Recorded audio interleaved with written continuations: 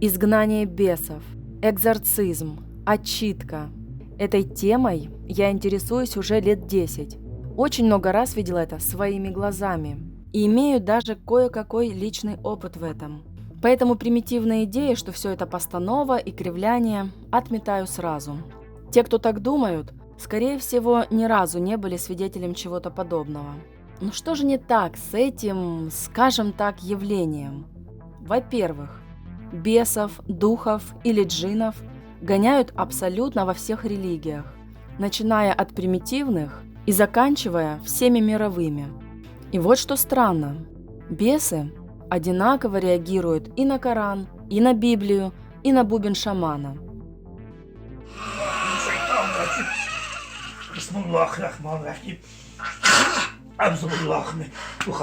Уходи, мистер. Уходи, ну минуточку, уходи.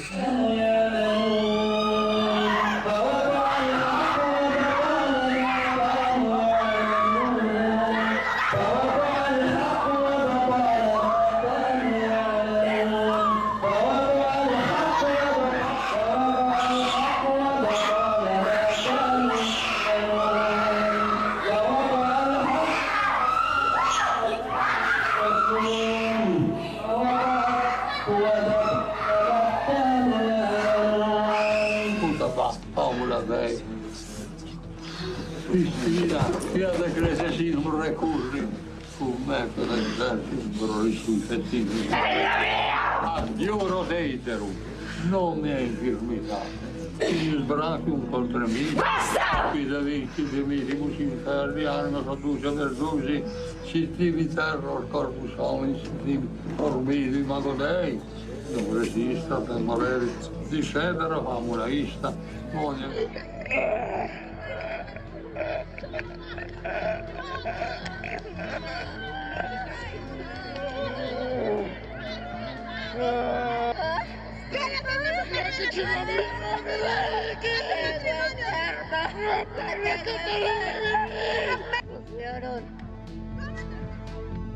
В разных религиях можно услышать, как при молитве дух признает изгоняющего его человека как того, за которым стоит истинная вера, или истинная религия, или истинная сила.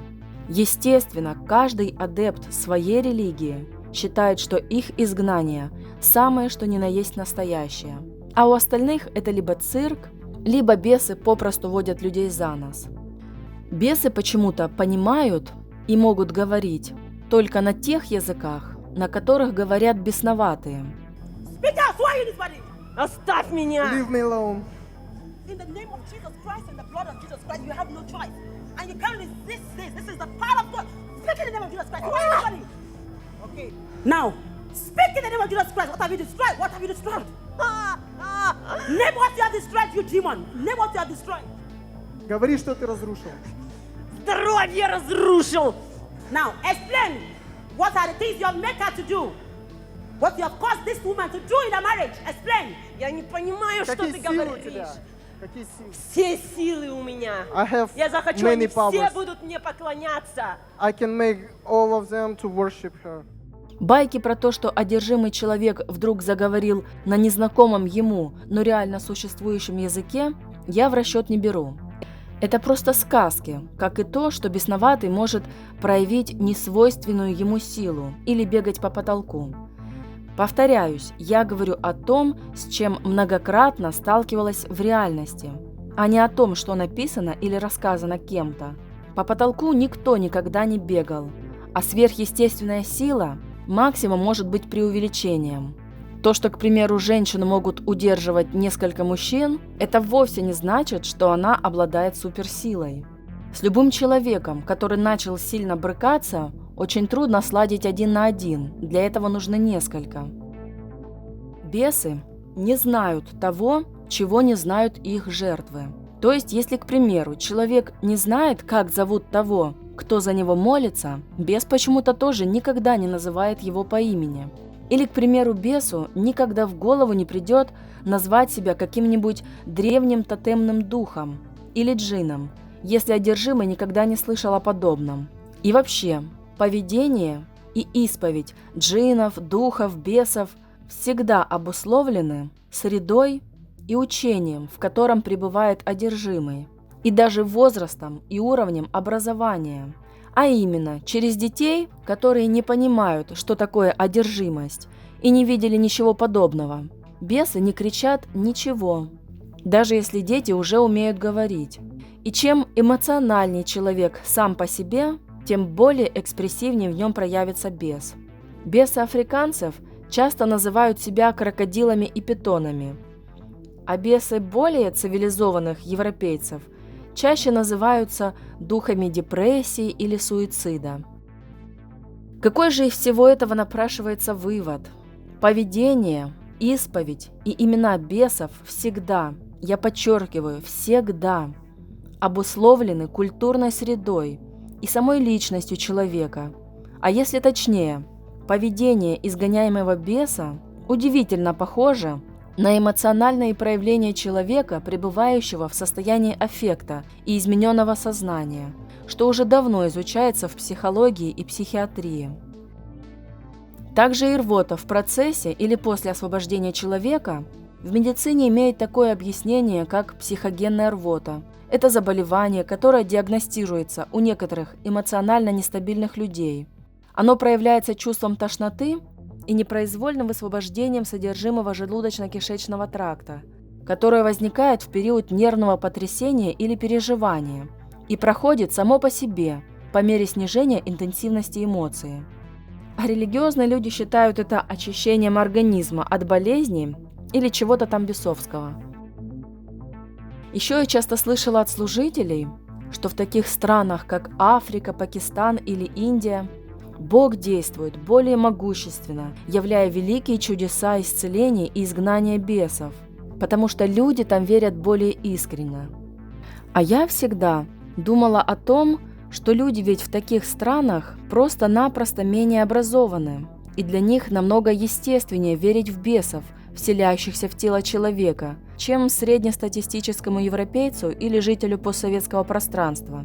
И именно поэтому намного больший процент людей, верящих, что за всем стоят духи, будут вести себя соответственно, оказавшись в атмосфере мощной молитвы великого служителя Божьего.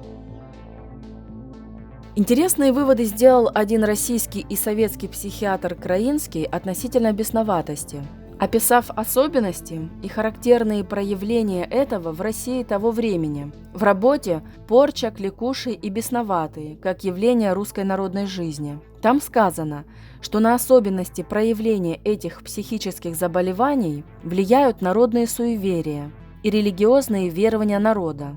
Отсюда своеобразный характер бредовых идей о порче, о вселении нечистой силы, боязнь всего, что признается святым, и припадки в церкви при молитвах. То есть те суеверия, в которые верил человек, у него и проявились в момент эмоционального религиозного переживания. Получается, что в разных культурах, в разные эпохи, в разных религиях бесноватые ведут себя по-разному. Это указывает скорее на то, что так называемая одержимость – это не что иное, как психические расстройства людей. Но вряд ли же это потому, что древние духовные сущности решили вести себя по-разному в зависимости от того, кто за них молится. Шаман, христианский или мусульманский экзорцист.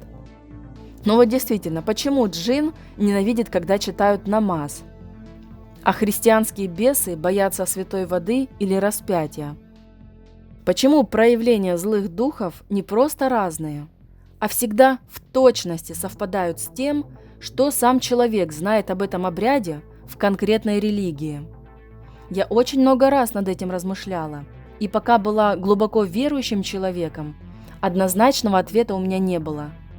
А когда стала интересоваться, что по этому поводу говорит медицина и какие когнитивные ошибки мозга свойственны всем людям, и в частности религиозному сознанию, в моем понимании этой темы все стало на свои места. Напомню, что я рассуждаю о том, что знаю не понаслышке, а о том, что испытывала сама. Вот некоторые видео моего так называемого освобождения. Connectez-vous par la foi et recevez votre délivrance.